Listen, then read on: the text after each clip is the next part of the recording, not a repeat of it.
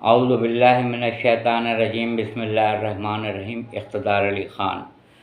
آج جو میں نے سورہ منتخب کیا ہے وہ 30 نمبر کا سورہ ہے، سورہ روم، اور جس کی آیت کو سرنامہ کلام کے لیے منتخب کیا ہے اس کا نشان ہے 19۔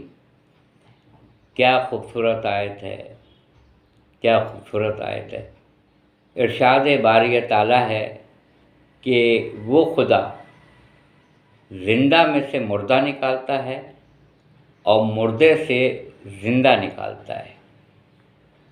پڑھنے کو تو ہم لوگ تیزی سے یہ آیت پڑھ جاتے ہیں، مگر ذرا اگر رکیں، ٹھہریں اور اس پہ غور کریں تو کیا زبردست مفہوم ہے اس سورہ کا اور اس آیت کا، خاص کر سورہ روم کی آیت نمبر 19، سورہ نمبر 30، کہ وہ زندہ میں سے مردہ نکالتا ہے۔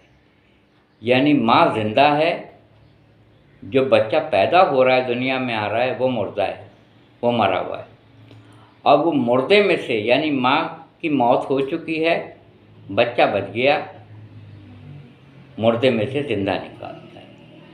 کبھی کہتا ہے کہ زندہ میں سے، ماں میں سے مردہ بچے کو نکالتا ہوں، کبھی مردہ ماں میں سے زندہ بچہ میں نکالتا ہوں۔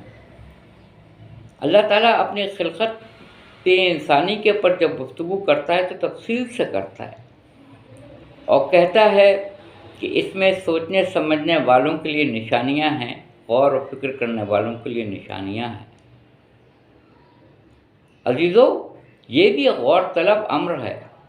حالانکہ یہ موضوع زیادہ تر خواتین اس پہ گفتگو کرتی ہیں، مگر کیونکہ کتاب الہی ہے اور کتاب الہی سے استفادہ حاصل نہ کیا جائے تو یہ حق تلفی ہوگی قرآن مجید کی۔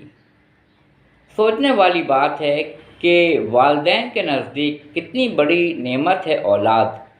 چاہے وہ جس کو چاہتا ہے کہتا ہے میں بیٹا دیتا ہوں، جس کو چاہتا ہوں بیٹی دیتا ہوں، جس کو چاہتا ہوں بیٹا بیٹی ساتھ دیتا ہوں، اور یہ بھی قرآن میں ہے کہ میں جس کو چاہتا ہوں بانٹ کر دیتا ہوں۔ سبحان اللہ، سبحان اللہ۔ تو اللہ تعالیٰ کہنا یہ چاہ رہا ہے اس کے اندر کہ یہ غور طلب بات ہے کہ 7 مہینے کا بچہ وہ بچ جاتا ہے، اور 8ویں مہینے کے بچے کے لیے کہتے ہیں کہ عموماً وہ ختم ہو جاتا ہے۔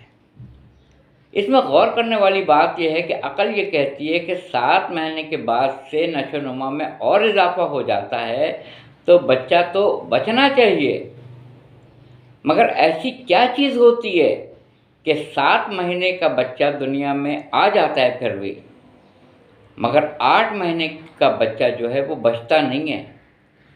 تو اس سورہ میں یہی کہا جاتا ہے کہ وہ ہے جو زندہ میں سے مردہ نکالتا ہے بچہ، اور مردہ ماں میں سے زندہ بچہ نکالتا ہے۔